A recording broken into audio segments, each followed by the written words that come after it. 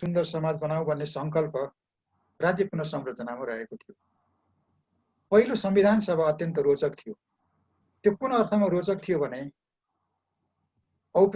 राज्यको औपचारिक संसारमा जो कहिले पनि देखिएका थिएनन्, चिनिएका थिएनन्, जसको बोली कहिले सुनिएको थिएन, जसको बोली नै थिएन, त्यस्ता धेरै मानिसहरू पहिलो संविधान सभामा उपस्थित थिए। दलितको उपस्थिति थियो, थारूको उपस्थिति थियो, सीमान्त जनजातिका विभिन्न पक्षको उपस्थिति थियो, मधेसीको उपस्थिति थियो, र विभिन्न तहका महिलाहरूको उपस्थिति थियो। उपस्थितिको दृष्टिकोणबाट, हस्तक्षेपको दृष्टिकोणबाट, व्यापकताको दृष्टिकोणबाट पहिलो संविधान सभा अत्यन्त उल्लेख्य थियो, अत्यन्त रोचक थियो। विभिन्न कारणले पहिलो संविधान सभाको विघटन भयो। पहिलो संविधान सभाको विघटन पश्चगमनको प्रारम्भ थियो, प्रतिक्रान्तिको प्रारम्भ पनि थियो। दोस्रो संविधान सभामा संविधान लेखन कार्य जब सुरु भयो, त्यसले अन्तरिम संविधानमा बन्दोबस्त गरिएका नागरिकका जे जति अधिकारहरू थिए, ती अधिकारलाई कटौती गर्ने, विकृत तुल्याउने, खण्डित तुल्याउने नानावली जालजेलहरू, साजिसहरू भए। भूकम्पको भय पृष्ठभूमिमा थियो। फास्ट ट्र्याकबाट संविधान लेख्ने भनियो। नागरिकहरूको अभिमतलाई बोरामा थन्क्याएर रातारात संविधान लेखियो। संविधान जब लेखिँदै थियो, मधेसमा रगतको खोलो बगेको थियो, जनजातिका असहमतिहरू थिए र देशको विशाल जनसङ्ख्यालाई संविधान लेखन प्रक्रियाबाट बाहिर राखेर संविधानको निर्माण गरियो। त्यो पश्चगमनको प्रारम्भ थियो। त्यसपछि देशका दुईटा ठूला कम्युनिस्टहरूको बीचमा एकता भयो। त्यसलाई ऐतिहासिक गौरवमय एकता भनिन्छ। हुन त कम्युनिस्टहरूको निम्ति जे पनि गौरवमय हुन्छ। नाक अगाडिको झिँगो फाल्ने पनि गौरवमय हुन्छ, बन्दुक पड्काएर अधिकारको दाबी गर्ने कुरा पनि गौरवमय हुन्छ। दुईटा ठूला पार्टीको एकतालाई गौरवमय एकता भनियो। वास्तवमा त्यो एकता थिएन। त्यो बेलाको ए माओवादी र एमालेको बीचको जुन कथित एकता भयो, त्यो एमालेमा माओवादीको समर्पण अथवा विलय थियो, त्यो एकता थिएन। एमालेको प्रवृत्तिमा माओवादीको विलय थियो। र त्यो बेला एमालेको नेतृत्व कसको हातमा थियो? संविधान निर्माण प्रक्रियामा नेतृत्व जसको हातमा थियो, एकताको प्रक्रियामा पनि नेतृत्व त्यसकै हातमा थियो, खड्गप्रसाद शर्मा ओलीको हातमा थियो। खड्गप्रसाद शर्मा ओलीलाई हामीले महाकाली सन्धिदेखि चिनेकै हो। उहाँको राष्ट्रवाद पनि हामीले चिनेकै हो, देशभक्ति पनि चिनेकै हो। र खड्गप्रसादको नेतृत्वमा खण्डित संविधान लेखियो। त्यो संविधानले धेरै मान्छेलाई पाखा पार्यो। खड्गप्रसादकै नेतृत्वमा माओवादी एमालेमा समर्पित भयो। त्यसपछि अहिलेको सरकार बनेको छ। अहिले हाम्रो अगाडि खास गरिकन यो सरकारको अनुहारमा म दुईटा कुरामा उल्लेख गर्छु। पहिलो, हामी यो कोरोना महामारीको अत्यन्त भयावह अवस्थामा छौँ। कोरोना जब प्रारम्भ भयो, प्रारम्भिक अवस्थामा अहिलेको सरकार कानमा तेल हालेर बस्यो।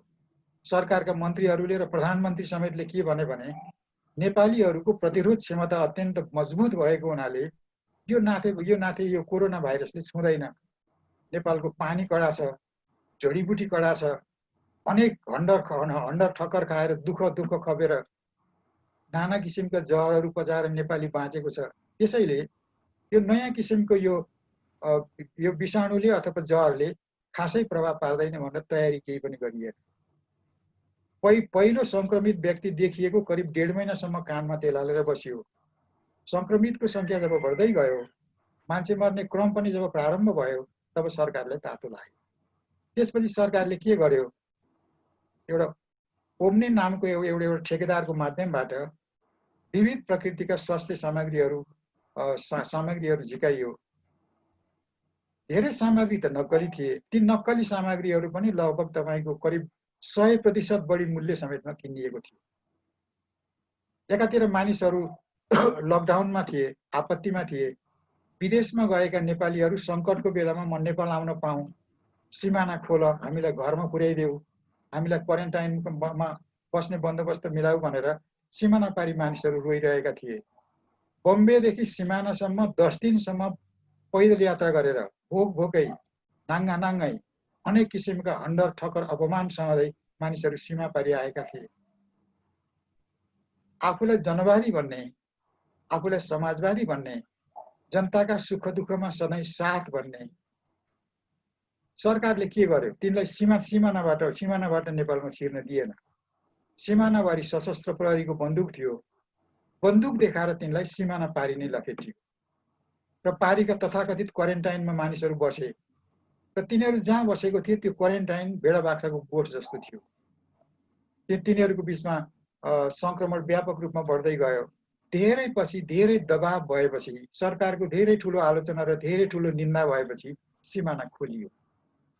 सिमाना जब खोलियो, सिमाना वरिपरि उपयुक्त क्वारेन्टाइनको बन्दोबस्त कहीँ पनि थिएन। न्यूनतम आवश्यकता सहितको, न्यूनतम स्वास्थ्य सामग्री सहितको, न्यूनतम सुरक्षा व्यवस्था सहितको क्वारेन्टाइन बन्दोबस्त देशको कुनै पनि ठाउँमा थिएन। त्यसले पारीबाट जब मानिसहरू भित्र आउन थाले, उनीहरू भाइरस लिएर आए र अहिले देशभरि भाइरस फैलिएको छ। र अहिले भारतबाट धेरै मान्छे नेपालमा आइसकेका छन् र खाडी मुलुकबाट पनि धेरै मानिसहरू नेपालमा आउन चाहिरहेका छन्। खाडी मुलुकमा मानिसहरू कामबाट वञ्चित भएका छन्, दामबाट वञ्चित भएका छन्। तिनको मुखमा माम पनि परिरहेको छैन। धेरै ठुलो समस्या छ। यो भयानक सङ्कटको बीचमा राज्यले तिनलाई के भनिरहेको छ? भाडा तिमीहरू आफै तिर, क्वारेन्टाइनमा बस्दाखेरि लाग्ने खर्च पनि तिमीले आफै बेहोर्ने हो। अझ त्यति मात्र नभइकन प्रचलित तपाईँको भाडा दर भन्दा 2-3% बढी भाडामा आफ्ना नागरिकहरूलाई भित्र ल्याउने एउटा व्यापारिक बन्दोबस्त सरकारले गरिरहेको देखिन्छ। यसरी हेर्दाखेरि न त कोरोनाको मामलामा सरकारले गम्भीर रूपमा सरकारले उत्तरदायी भएर काम गर्यो। नागरिकले आफूलाई राज्यविहीन अनुभव गर्यो। नागरिकको निम्ति त्यो बेला न देश थियो, न सरकार थियो, न राज्य थियो। आपतको बेलामा नागरिकहरू अत्यन्त ठुलो आपतमै परे। खाडीबाट नेपाल आउन चाहने मानिसहरूको पनि त्यही दुर्दशा रहेको छ। जबकि सरकारसँग पैसा नभएको होइन। राष्ट्रपतिको निम्ति हेलिकप्टर किन्न 2 अर्ब कतिको पैसा त पुगेकै हो। 18 करोडको गाडी किन्न पुगेकै हो। अहिले 1 करोडको कार्पेटको कुरा छ। प्रधानमन्त्रीको आँगनमा विशाल भ्यू टावर बनाउने बन्दोबस्त पनि भएकै छ। र तपाईँको श्रमिकहरूले दिएको पैसाबाट एउटा ठुलो कोषको निर्माण पनि गरिएको छ। विभिन्न स्रोत साधन पर्याप्त हुँदै पनि सरकारले आपतमा परेका नागरिकहरू उद्धारको निम्ति, तिनीहरूलाई सहारा दिनको निम्ति, तिनीहरूलाई सम्बर्ध दिनको निम्ति खासै प्रयत्न गरेन। त्यसले कोरोनाको मामिलामा पनि सरकार जनविरोधी देखियो। बाँकी त्यसपछि हामीले रुकुमको घटना देख्यौँ। यही अवधिमा रुकुममा भयानक तपाईँको एउटा जातीय हिंसाको घटना घट्यो। विडम्बनावश त्यो घटनामा राज्य सत्ताका स्थानीय प्रतिनिधि अथवा वडाध्यक्ष स्वयं संलग्न थिए। अहिलेसम्म प्राप्त भएको प्रमाणले के भनिरहेको छ भने अध्यक्षको हातमा ढुङ्गा पनि थियो, लाठा पनि थियो। तिनको नेतृत्वमा 3-4 गाउँका मानिसहरूलाई बटुलेर नाकामा तपाईँको अब घेरा हालेर 6 जना नागरिकहरू मारिए। विशुद्ध जातीय हिंसा थियो। त्यो जातीय हिंसा स्वयं स्थानीय सत्ताको नेतृत्वमा जातिवादी हिंसाको रूपमा त्यो घटना घटाइएको थियो। घटना त्यसरी घट्यो, त्यो एउटा यथार्थ हो। जसको बलिदानले अहिलेका सत्ताधारीहरूको पहिचान बन्यो, प्रतिष्ठा बन्यो, राज्यमा उक्लिने भर्याङ बन्यो, जसले राज्यको सुख सुविस्ता प्राप्त गरे, वैभव प्राप्त गरे, विलास प्राप्त गरे, ती मध्ये कसैले पनि रुकुममा मारिएकाहरूप्रति शोक संवेदनाको एउटा शब्द पनि व्यक्त गरेका छैन। जनयुद्धका महानायक पुष्पकमल प्रचण्ड मौन छन्, उपराष्ट्रपति पुन मौन छन्, अर्का वर्षमान पुन मौन छन्, सबै मौन छन्। त्यसले के देखाउँछ भने यो राज्य तपाईँको पश्चगामी मात्र होइन, यो जातिवादी राज्य भएको छ। संविधानबाट प्रारम्भ भएको पश्चगामी चरित्र अहिले तपाईँको एउटा जातिवादमा रूपान्तरित भएको छ। बाँकी म अलिकति अब राष्ट्रवादका कुरा गर्छु। अहिले राष्ट्रवादको भेल उठेको छ। नेपालमा सत्तासीन तपाईँको शक्तिहरू जब गम्भीर रूपमा असफल हुन्छन्, नागरिकको नजरमा जब गिर्छन्, जब तिनमाथि कठोर टिप्पणी, आलोचना अथवा निन्दा हुन्छ, तिनले केही न केही बहाना बनाउँछ। सामान्यतः राष्ट्रवादले त्यस्तो बेलामा काम गरेको देखिन्छ। जनताको ध्यान अन्यत्र मोड्नको निम्ति, राष्ट्रवादको भेलमा सारा मानिसलाई बगाउनको निम्ति, आवेग र उन्माद उठाउनको निम्ति केही न केही तपाईँको एउटा राष्ट्रवादको नारा उठाइन्छ र सरकार आफ्ना कमीहरूलाई छोपछाप गर्नको निम्ति सरकारले अस्त्रको रूपमा त्यसलाई प्रयोग गर्छ। अब यो कालापानीको इतिहास धेरै लामो छ। कालापानीमा तपाईँको भारतीय सेना लगभग 60 वर्षदेखि भारतीय सेना रहेको छ। 62 मा भारत र चीनको जब युद्ध भयो, त्यो युद्धदेखि नै कालापानीमा भारतीय सैनिक अखाडा रहेको छ। कालापानीको राष्ट्रवादको घाउ उकुस पल्टिएको घाउ हो, त्यो कुनै नयाँ घाउ होइन। बेला बेलामा त्यो कुरा नउठेका होइनन् र अहिले जो सबभन्दा बढी राष्ट्रवादी भएर अत्यन्त चर्को रूपमा 24 क्यारेटको राष्ट्रवादी भएर जो बोलिरहेका छन्, ती सबै सत्तासीन भएका हुन्। आफू सत्तासीन भएको बेलामा कहिल्यै कसैले पनि कालापानीको मुद्दालाई दिल्लीको अगाडि गम्भीर रूपमा कहिल्यै पनि उठाएन। अहिले यो प्रसङ्ग कसरी उठ्यो भने दिल्लीले नयाँ नक्सा सार्वजनिक गर्यो। त्यसो त दिल्लीले यस्तो नक्सा जहिले पनि सार्वजनिक गरिरहेकै हो। यसपटक नेपालीहरूको अथवा सत्ताधारीहरूको दृष्टि त्यसमा पर्यो। नेपालको भूमि महाकाली नदीले छुट्याएको नेपालको भूमिलाई आफ्नो नक्सामा पारेर भारतले नक्सा प्रकाशित गरेको हुनाले त्यसको प्रत्युत्तरमा नेपालले पनि आफ्नो नक्सा निर्माण गर्यो। त्यो नक्सामा नेपालको पश्चिमको एउटा चुच्चो हाम्रो नक्सामा पारियो र अहिले चुच्चे नक्सालाई नेपालको मानचित्रमा पारेर नेपालका दुवै सदनबाट यसलाई पारित गरिएको छ। अब हुन्छ के? बडो चर्को कुरा तपाईँको परराष्ट्र मन्त्री एउटा अखिल प्राकको विद्यार्थी जस्तै चर्को कुरा गर्दै के भन्छन् भने नेपालको भूमि 1 इन्च पनि छोडिने छैन। यो त सही नै हो। आफ्नो भूमि किन छोड्ने? व्यक्तिले आफ्नो तपाईँको एउटा एक कण बराबरको माटो पनि छोड्दैन। राज्यले त्यत्रो ठुलो क्षेत्रफल किन छोड्ने? प्रधानमन्त्री खड्गप्रसाद ओली पनि अखिलको कच्चा विद्यार्थी जस्तै नेपालको एक इन्च माटो पनि छोडिने छैन, दिल्लीबाट फर्काइनेछ भनिएको छ। यो सबै कुरा हेर्दाखेरि शान्त संवादको माध्यमबाट, कुशल कूटनीतिको माध्यमबाट, विनम्रताको माध्यमबाट, प्रमाणको माध्यमबाट, संवादको माध्यमबाट आफ्नो हात कसरी माथि पर्ने भन्ने चिन्ता शासकहरूमा देखिँदैन। शासकहरूमा तपाईँको प्रतिस्पर्धा के छ भने को भन्दा को ठुलो राष्ट्रवादी हुने। हुन त अहिले प्रतिपक्ष पनि प्रतिपक्षताको धर्मलाई बिर्सेर प्रतिपक्ष पनि सत्ताधारी भन्दा बढी त्यो त 25 क्यारेटको राष्ट्रवादी हुन खोजिरहेको छ। मधेसीहरू समेत पनि राष्ट्रवादको भेलमा समाहित भएका छन्। त्यसले राष्ट्रवादको पक्षमा यति ठुलो जनमत, यति ठुलो हुङ्कार, यति ठुलो उन्माद छ कि धेरै पटक राष्ट्रवादको हुङ्कार देखिएकै हो, तर यस्तो भेल अहिलेसम्म देखिएको थिएन। राम्रो कुरा के हो भने कमसेकम मानचित्रमै भए पनि नेपालको नक्सामा तपाईँको त्यो चुच्चो भाग परेको छ, त्यति चाहिँ राम्रो कुरा हो भन्ने म पनि मान्छु। त्यो नेपालको भूमिको कुनै सन्देह छैन। नेपालको भूमि लगभग तपाईँको 6 दशकदेखि भारतीय सेनाको बुट मुनि रहेको छ। त्यो डाँडोमा तपाईँको चीन र भारतको बिचमा पनि कुनै न कुनै किसिमको साँठगाँठ अथवा सहमति रहेको छ र चीन यो मामिलामा, यो द्विपक्षीय मामिला भएको हुनाले म धर्म फराक बस्छु, म चुप लागेर बस्छु भनेर चीन पन्छिरहेको छ।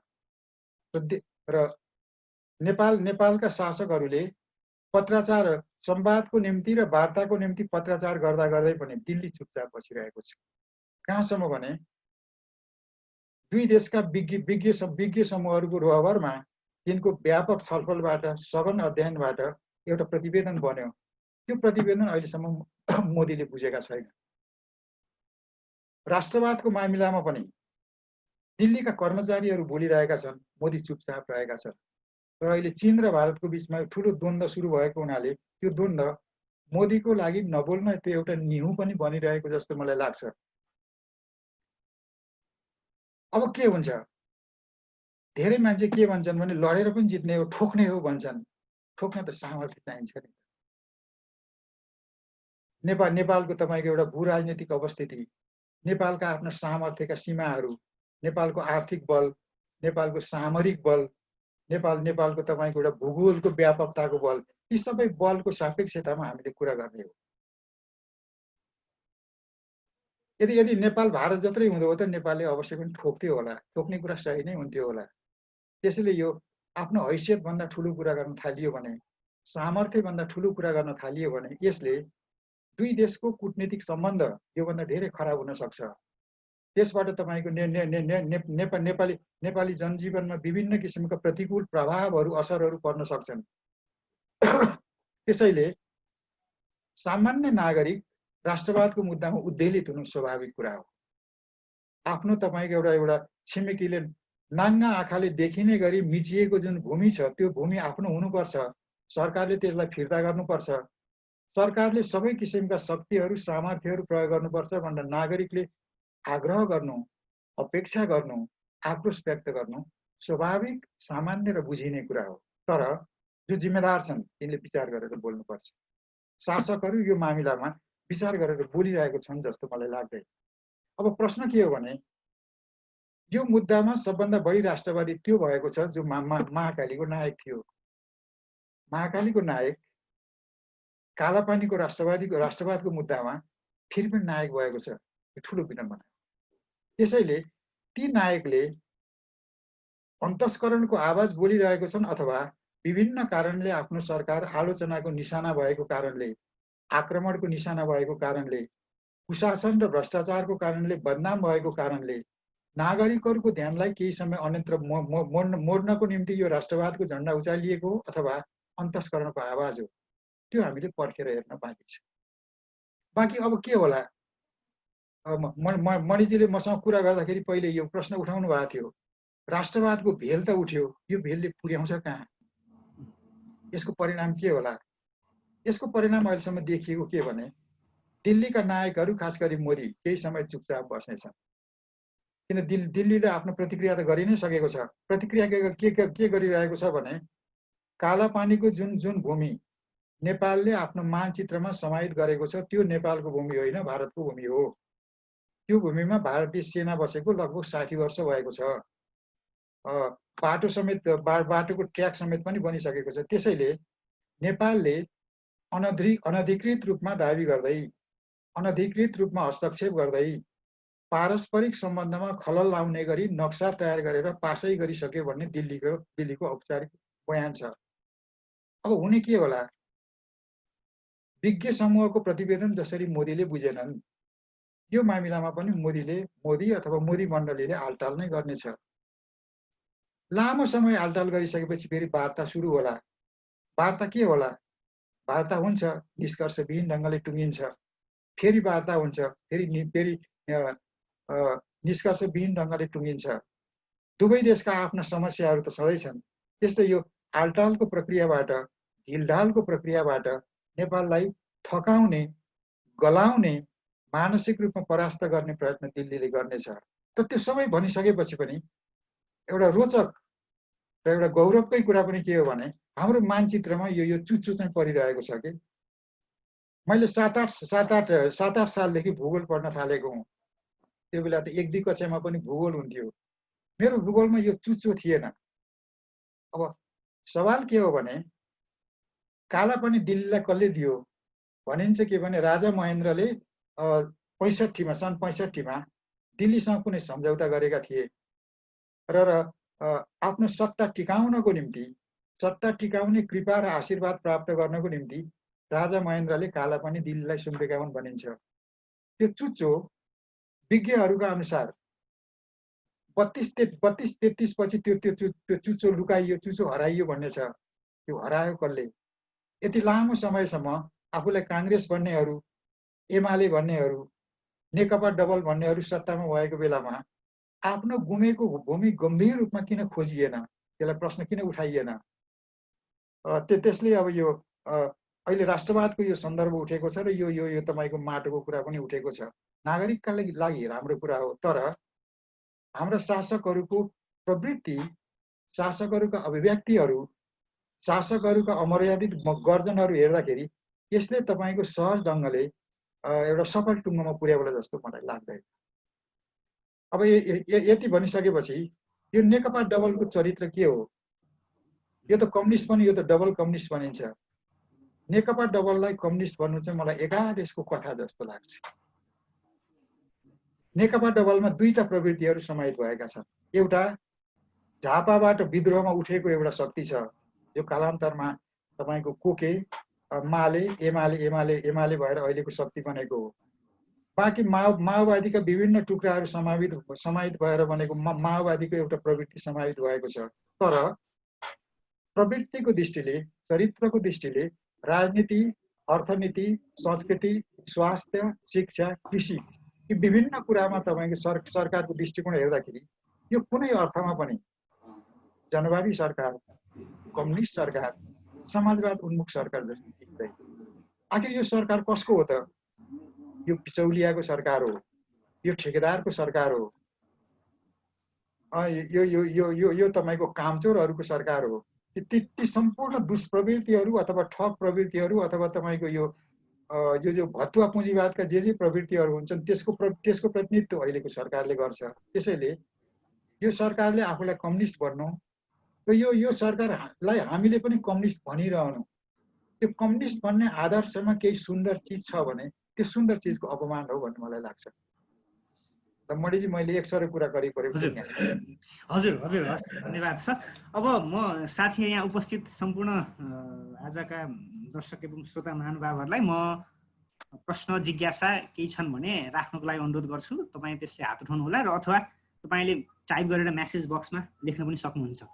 म केही प्रसङ्ग जोड्न चाहेँ। Hello sir. हजुर हजुर।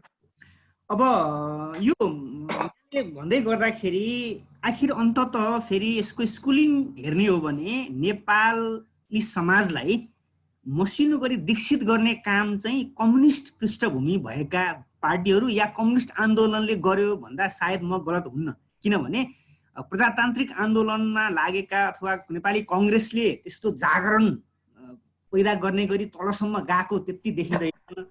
भनेको प्रकारान्तरले कम्युनिस्ट आन्दोलनले समाजमा दीक्षित, समाजलाई, मान्छेहरूलाई दीक्षित गर्ने काम गर्यो भन्दा ठिकै होला। त्यसो भए यो राष्ट्रियताको सवालमा कम्युनिस्ट पार्टीले दिएको दीक्षा जुन छ त्यो त प्रकारान्तरले यो त अमूर्त कुरा रहेछ। किनभने सबभन्दा बढी राष्ट्रवादको कुरो गर्ने भनेको त कम्युनिस्ट मार्काकै मान्छेहरू देखिए। भनेपछि उनीहरूलाई बुझाइएको, उनीहरूले बुझेको कुरो त यो त मूर्त त केही पनि रहन्छ नि त। त्यसरी बुझ्न मिल्छ? अरे यो मैले यो कुरा के हो भने नेपाली समाजमा नागरिक चेतनाको बीजारोपण गर्ने काम त फेरि पनि नेपाली कङ्ग्रेस नै गरेको हो। त्यसको प्रारम्भ एउटा जग राख्ने काम नेपाली कङ्ग्रेसले गर्यो।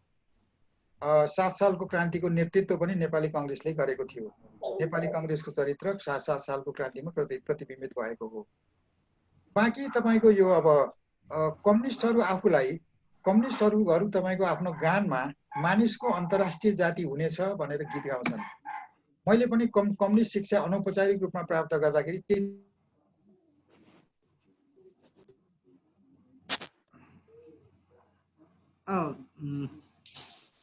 एकछिन यहाँ के भयो सरको आएन है, यहाँ एकछिन गडबड भयो। म्युट छ। आयो? हजुर आयो। भनेपछि म कहाँदेखि छुटेँ त? यही कम्युनिस्टकै कुरा गरिरहेको थियो। अच्छा, कम्युनिस्टहरू आफूलाई अन्तर्राष्ट्रिय काङ्ग्रेसले अलि प्रारम्भिकमा त्यो गरे भन्ने नेपालमा के भने नागरिक प्रारम्भिक रूपमा नागरिक चेतनाको उद्घोष गरेको, नागरिक चेतनाको जग राखेको नेपाली कङ्ग्रेसले नै 2007 सालको क्रान्तिको आधारभूत नेतृत्व नेपाली कङ्ग्रेसले नै गरेको थियो। बाँकी तपाईँको नेपाली समाजका निमुखाहरू, वञ्चितहरू, परित्याक्तहरू, सीमान्तकृतहरूको अधिकारको पक्षमा अलिकति चर्को स्वरमा बोल्ने, बलिदान गर्नको निम्ति नागरिकहरूलाई गोलबद्ध गराउने काम त फेरि पनि कम्युनिस्टहरूले नै गरेको। कम्युनिस्टहरूका भूमिकाहरू उथलपुथलकारी छन् र नेपाली कङ्ग्रेस र कम्युनिस्टहरूले आफ्नो विश्व दृष्टिकोण अनुरूप, आफ्नो चरित्र र प्रवृत्ति अनुरूप नेपाली समाजलाई जागृत गर्न योगदान गरेकै छन्। तर माओवादी विद्रोहका परिणतिहरूको स्मरण गर्ने हो भने कम्युनिस्टहरूको योगदान तपाईँले भन्नुभयो जस्तै अलिकति बढी होला भन्ने म पनि अनुमान गर्छु। अब प्रश्न के हो भने कम्युनिस्ट अन्तर्राष्ट्रवादी हो। अन्तर्राष्ट्रवादी मानिसको अन्तर्राष्ट्रिय जाति हुनेछ भनेर गीत गाउने तपाईँको राजनीतिक समूह यत्रो विधि राष्ट्रवादी कसरी हुन सक्छ? आफूलाई यति बिघ्न राष्ट्रवादी बनाएर ठानिएर मधेसमा बस्ने आफू जस्तै नेपाली ऐतिहासिक युगदेखि जमानादेखि तपाईँको एउटा जङ्गल आबादी गर्दै बस्ती बसाउँदै सभ्यताको निर्माण गर्दै आफू जस्तै आफू एउटा भूमिमा बसेको नेपालीलाई बिहारी पराई भोटी यो राष्ट्रवादले कसरी ठान्छ? त्यो तपाईँको कम्युनिस्टको तपाईँको विश्व दर्शनसँग त्यसले कहीँ पनि मेल खाएको मलाई लाग्दैन। अनि रोचक कुरा के छ भने विद्यार्थी कालमा एउटा तपाईँको चिन्तन थियो। त्यो के थियो भने काङ्ग्रेस भन्दा राजा राम्रो हो। काङ्ग्रेस चाहिँ दिल्लीको दलाल हो। राजा हुनको निम्ति राजालाई भूमि चाहिन्छ। राजा हुन भूमिको आवश्यकता भएको हुनाले भूमिको सीमाभित्र राजा राष्ट्रवादी हो। त्यस अर्थमा दरबार र कम्युनिस्टहरूको बिचमा एकता हुनुपर्छ भन्ने एउटा मन्त्र थियो। त्यो मन्त्र अहिलेसम्म पनि आइरहेको छ कि त्यसैले कम्युनिस्टहरूले तपाईँको राष्ट्रवादको यत्रो विधि उन्माद गर्नु र राष्ट्रवादको नाममा आफ्नै तपाईँको एउटा सामाजिक मनोभावनालाई खण्डित गर्नु, आफ्नै समाजको एउटा खण्डलाई पराई ठान्नु चाहिँ त्यो कम्युनिस्ट दर्शनमा, आदर्शमा, आचरणमा कहीँ त्यसले चाहिँ तपाईँको मेल सङ्गति राखेको जस्तो मलाई लाग्दैन।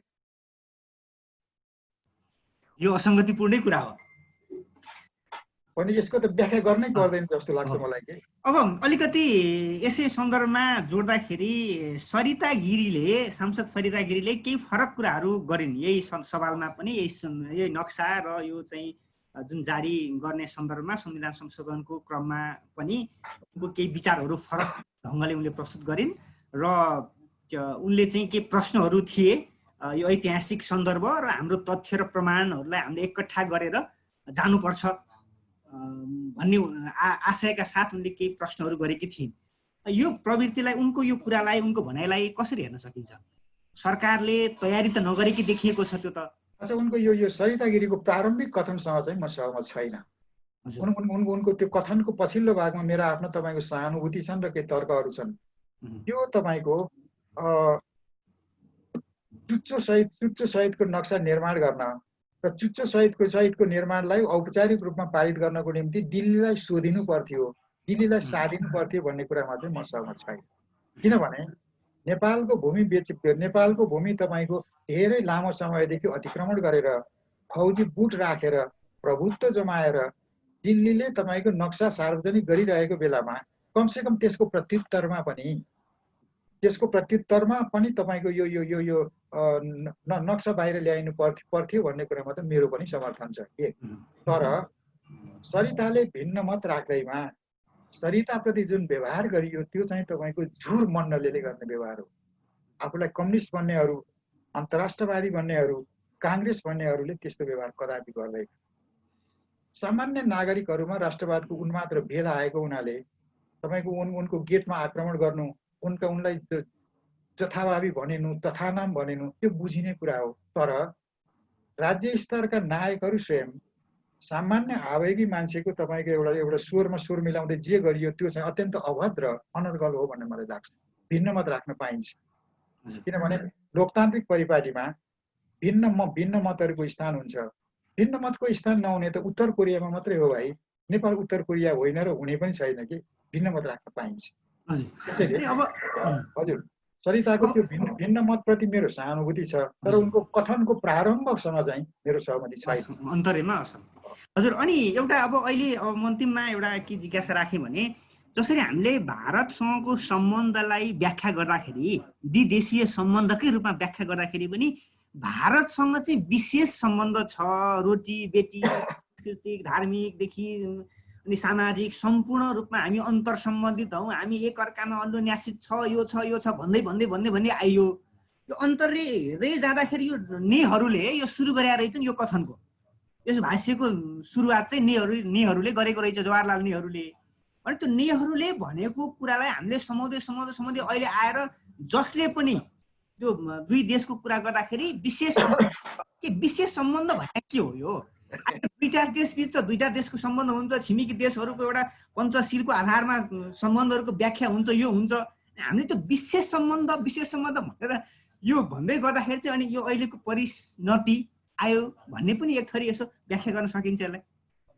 अब यो तपाईको दिल्लीसँग नेपालको विशेष सम्बन्ध र तपाईको बेजिङसँग नेपालको अविशेष सम्बन्ध भन्ने मलाई लाग्दैन हो हजुर। तर के कुरा सत्य हो भने नेपाल र भारतको सिमाना खुला छ, वारिपारीको भाषा मिल्छ, वस्त्र मिल्छ, संस्कृति मिल्छ, नाकाहरू खुला छन्। तपाईको एउटा आदान प्रदानको दृष्टिकोणबाट चीनसँग भन्दा तपाईको भारतसँग नेपालको आदान प्रदान सघन व्यापक छ। त्यो आदान प्रदानलाई त हामी कटौती गर्न सक्दैनौँ, त्यसलाई कटौती गरेर हामी बाँच्न पनि सक्दैनौँ। वारिपारीको बिचमा वस्तुको आदान प्रदान मात्र छैन, संस्कृतिको आदान प्रदान छ, जीवनको आदान प्रदान छ, रक्त सम्बन्धको आदान प्रदान पनि छ। त्यस अर्थमा भौगोलिक संरचनाको तपाईको एउटा संरचनाको कारणले, खुला सीमाको कारणले, आदान प्रदानको व्यापकताको कारणले भारतसँग नेपालको सम्बन्धमा आदान प्रदानको व्यापकतामा कुनै सन्देह छैन। त्यो तपाईको रहने पनि छ। नेपाल र चीन र नेपालको बिचमा दुर्लङ्घे एउटा हिमालय पर्वत छ, भाषा पनि मिल्दैन। अहिलेसम्म तपाईको कुनै चिनिया महिला नेपालीले बिहा गरेर नेपालमा ल्याएको तपाईलाई कुनै दृष्टान्त याद छ? छैन। किन छैन भने केही पनि मिल्दैन के है। तर नेपाल र भारतसँगको नेपालको सम्बन्ध समदूरीको सम्बन्ध हो, समानताको सम्बन्ध हो। त्यो कुनै पृथक सम्बन्ध, विशेष सम्बन्ध होइन। त्यही विशेष सम्बन्धले के बनाउँछ? दिल्लीको दाजु हुन्छ अनि यताको भाइ हुन्छ। अप्ठ्यारो त्यो छ है। दिल्लीको दादा नेपाल आकारमा सानो होला, जनसङ्ख्यामा सानो होला, आर्थिक र सामरिक दृष्टिकोणले भारतभन्दा कमजोर होला, तर नेपाल त सार्वभौम राष्ट्र हो नि त। त्यस अर्थमा नेपाल चीनभन्दा सानो होइन, भारतभन्दा सानो पनि होइन। यसरी तपाईको यो रोटी बेटीको नाता, ऐतिहासिक नाता, के नाता, त्यस कारणले यो विशेषको नाउँमा तपाईको दिल्लीको तपाईको एउटा यो दलाली, दिल्लीको प्रभुत्व चाहिँ अस्वीकार्य हो भन्ने मलाई लाग्छ। हुन्छ। यहाँ अब के प्रश्न आएको छ, प्रमोद धितालले एउटा लामी प्रश्न छ उहाँको, म यहाँ उहाँको पढ्छु। विगतका शासकहरूले आफ्नो विरोध या आलोचना गर्नेहरूलाई अराष्ट्रिय तत्त्व भन्थे। देशमा बहुदल आइसकेपछि पनि शासकहरूको आलोचना गर्ने कुरालाई अपराध नै मानिन्थ्यो, प्रजातन्त्रको विरोध हुन्थ्यो। अहिले पनि नेताको आलोचना कार्यकर्ताले गर्दा पनि पार्टीको आलोचना भयो, नेताको आलोचना गर्दा पनि पार्टीको आलोचना भयो भनेर खारेज गरिन्छ र पार्टी एवं सरकारका गलत कुराको आलोचना गर्यो भने गणतन्त्र, समृद्धि र प्रगतिको विरोधी ठान्ने जुन जबरजस्त प्रवृत्ति छ, आधारभूत रूपमा अहिलेको शासन र पञ्चायतकालीन शासन बीचमा चाहिँ के भयो त त्यसो भए भन्नुहुन्छ? यो चाहिँ के मित्रलाई मेरो अनुरोध के छ भने, अब यो सत्तासँग असहमति व्यक्त गर्ने बित्तिकै, सत्ताका क्रियाकलापहरूको माथि टिप्पणी गर्ने बित्तिकै, सत्ताले गरेको दुराचार भ्रष्टाचारको तपाईको आलोचना अथवा निन्दा गर्ने बित्तिकै कसैलाई तपाईको विदेशी दलाल, कहीँ कतैबाट सञ्चालित भन्नु चाहिँ यो तपाईको पञ्चायती संस्कारबाट काङ्ग्रेस र कम्युनिस्टले सिकेको पाठ हो जस्तो लाग्छ। यसको गुरु त पञ्चायत नै हो है। यदि हाम्रो नेपालको अहिलेको प्रणाली लोकतान्त्रिक हो भने लोकतान्त्रिक प्रणालीमा भिन्न मतको अधिकार हुन्छ। भिन्न मतको अधिकार तपाईँ बोलेर भिन्न मत व्यक्त गर्न सक्नुहुन्छ, तपाईँ सडकमा आउन सक्नुहुन्छ। सडकमा आउँदा पनि तपाईँको आवाज सत्ताले सुनेन भने तपाईँ हतियार लिएर उठ्न पनि सक्नुहुन्छ। हतियार लिएर उठ्नको निम्ति तपाईँले सत्तासँग बिन्ती पत्र पेश गरेर अनुमोदन दिनु पर्दैन। माओवादीले अनुमोदन लिएन। त्यसले तथ्य के हो भने यो अहिलेको जुन सरकार छ यो चाहिँ एक व्यक्ति सर्वसत्तावाद हो कि। हामीले कम्युनिस्टको बारेमा के सुन्या हो? बहुमतले निर्णय गर्ने, बहुमतको निर्णयको आधारमा चल्ने, अनुशासित रूपमा चल्ने, एउटा व्यक्तिको बिचमा उच निच नहुने, भेदभाव नहुने, छुवाछुत नहुने, हामीले त त्यो पढेको हो। अहिलेको यो तपाईँको नेकपा डबल भनेको के हो? यो एक व्यक्ति सर्वसत्तावाद हो। र सत्ताको शिखर सिंहासनमा जो छन् तिनमाथि टिप्पणी गरियो भने तिनले तथानाम तपाईँको ओठे जवाब दिँदै हिँड्छन्, एक एकलाई जवाब दिँदै हिँड्छन् कि है। सत्ताले त्यसो गर्दैन। सत्तामा कमजोरीहरू हुन्छन् सत्ताका, त्यसमा भ्रष्टाचार हुन्छ, दुराचार हुन्छ, नातावाद हुन्छ, कृपावाद हुन्छ। स्वभावतः सरकारबाट असल असल कुराको अपेक्षा गर्ने नागरिकले त्यस्ता किसिमका तपाईँको एउटा दुष्प्रवृत्ति विचलन देखेपछि आलोचना गर्छ। असल शासक थियो जसले आलोचना सुन्छ, त्यो आलोचनाको आधारमा आफूलाई सुधार्ने प्रयत्न गर्छ। अहिलेको के छ, सर्वज्ञ छन् सबै, हेर्नुहोस्, नजानेको केही छैन। एउटा तपाईँको कोरोनादेखि लिएर तपाईँको चिराइतोसम्म नजानेको केही छैन। त्यसैले यो चाहिँ न्यूनतम लोकतान्त्रिक चरित्र र प्रवृत्ति भएको यो सरकार हुँदै होइन। त्यसले यस्तो सरकारले तपाईँले आलोचना गर्दा तपाईँलाई कसैबाट बहकिएको, कसैको नुनपानी खाएर गरेको विदेशी दलाल, अराष्ट्रिय तत्त्व भन्यो भने मलाई त कुनै आशा लाग्दैन। हजुर, हुन्छ। म अब केही उपस्थित यहाँ चाहिँ सहभागीहरूको म केही उहाँको जिज्ञासा प्रश्न लिन्छु। शम्भु कट्टेलले केही भन्न खोज्दै हुनुहुन्छ? हजुर नमस्कार सबैजनालाई। हजुर नमस्कार शम्भुजी। खैर सर, नमस्कार तपाईँ सर। नमस्कार नमस्कार ल नमस्कार। 35-40 वर्ष भयो कि बालकुमारी उहाँले हेर्नुहुन्थ्यो। एक जुग भयो यार। हजुर, दुईटा प्रश्न तपाईँलाई। एउटा चाहिँ तपाईँ प्रचण्डको ठाउँमा हुनुभयो भए कल्पना गरौँ एकछिनलाई, प्रचण्डले के बाटो लिनु पर्छ भन्ने सन्दर्भमा तपाईँ प्रचण्डको ठाउँमा हुनुभयो भए दिल्ली सम्झौता भयो नि 12 बुँदे, त्योभन्दा अलिकति अगाडिदेखि अहिलेसम्म उनले भन्दा के फरक बाटो लिनुहुन्थ्यो एउटा। दोस्रो चाहिँ अब यो अवस्थामा हामी आइपुगेका छौँ, तपाईँ स्वतन्त्र, म स्वतन्त्र, पार्टीमा छैनौँ, सरकारमा छैनौँ, तर मन चाहिँ दुख्छ, के राम्रै भइदिए हुन्थ्यो जस्तो लाग्छ। अब तपाईँ हामीले गर्ने के? हजुर, म एकैचोटि सबैको लिएर एकैचोटि सम्बोधन गरौँला कि यसो गरौँ, यसलाई एक गरौँ, त्यसो भने स्पिड। हुन्छ छोटो हस्। अब यो दिल्लीको 12 बुँदे सम्झौता तपाईँको एउटा ऐतिहासिक बाध्यता हो भन्ने मलाई लाग्छ।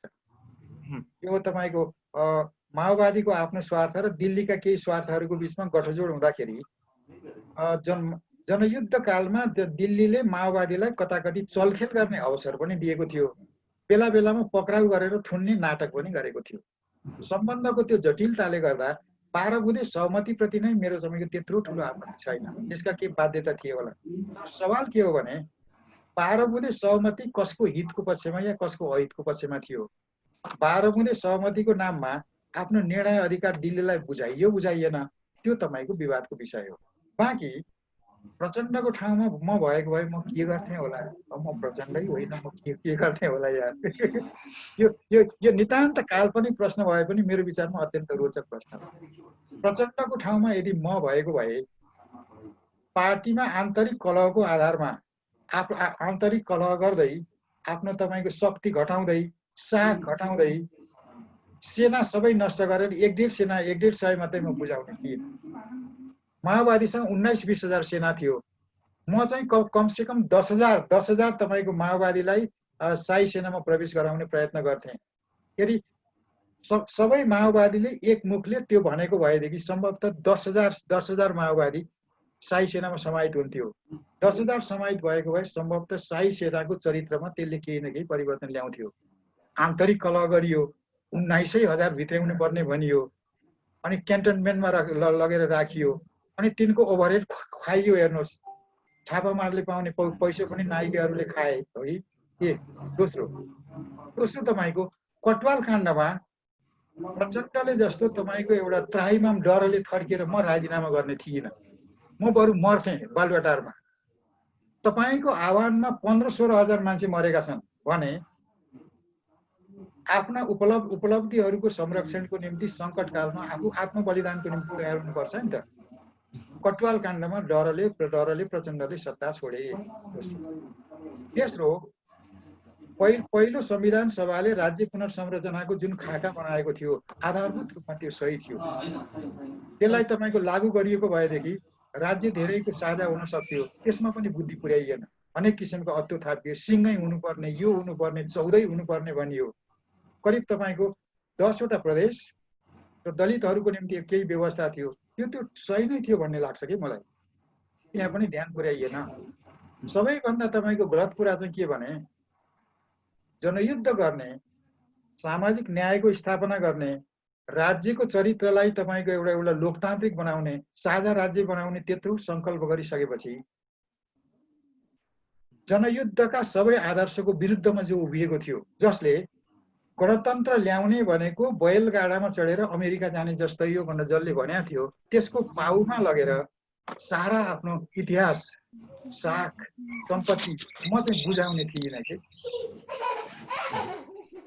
म चाहिँ तपाईँको अब माओवादीको आकार सानो हुँदै गए पनि म चाहिँ आदर्शको पक्षमा म उभिन्थेँ जस्तो लाग्छ कि।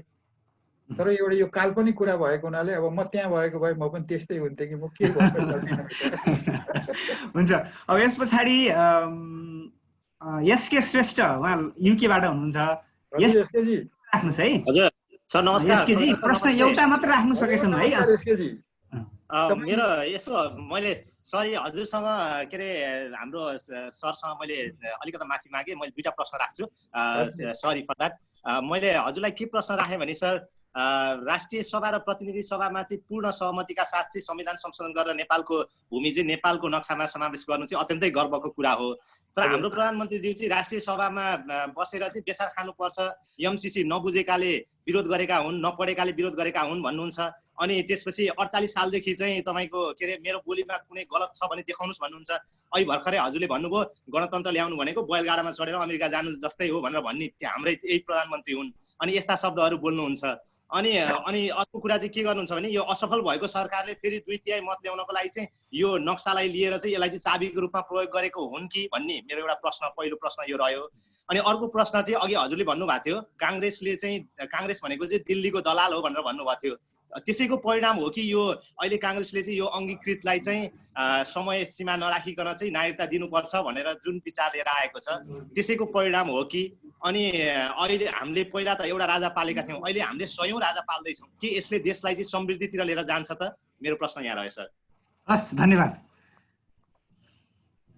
अब यो तपाईँको अब यो अब नक्सा जुनसुकै पृष्ठभूमिमा जसरी भए पनि नक्सा तपाईँको बहुमत, अत्यधिक बहुमतले पास भएको छ, यसलाई हामीले राम्रो मानौँ। बाँकी तपाईँको नेपालको अहिलेको प्रधानमन्त्रीले कुन बेला के भन्नुहुन्छ त्यो तपाईँको उहाँका कथनहरू सम्झिँदाखेरि लाज लागेर, मलाई त के लाग्छ भने बिहान तपाईँको उठ्ने बित्तिकै अखबारमा अथवा तपाईँको विद्युतीय सञ्जालमा यो देशको प्रधानमन्त्री भन्नेको अनुहार देख्नु नपरे हुन्थ्यो, यिनका तपाईँको एउटा चाहिँ यो महावाणीहरू सुन्नु नपरे हुन्थ्यो भन्ने लाग्छ। यिनका सबै कथनहरू तपाईँको एउटा अनर्गल लाग्छन् कि। किनभने यस्तो बेलामा त के भने एउटा यति ठुलो सङ्कटको बेलामा यति व्यापक बहुमत प्राप्त गरेको प्रधानमन्त्री विनम्र हुनुपर्ने, आत्मआलोचनाशील हुनुपर्ने, सबैको राय सुन्नुपर्ने, कसैले गलत भन्यो भने त्यसलाई उचित तर्कको आधारमा त्यसको प्रत्युत्तर हुनुपर्ने, उहाँ तपाईँको एउटा जोक्करको रूपमा जथाभावी तपाईँको एउटा अनर्गल कुरा गर्दै हिँडिरहेका छन्। त्यसले प्रधानमन्त्रीमाथि धेरै टिप्पणी नगर्नु। यस्तो सङ्कटको बेलामा यो पृष्ठभूमिमा यस्तो प्रधानमन्त्री प्राप्त गर्नु हाम्रो तपाईँको नियति अथवा हाम्रो तपाईँको दुर्भाग्य अथवा हाम्रो लज्जा जे हो त्यो आफ्नो ठाउँमा छ।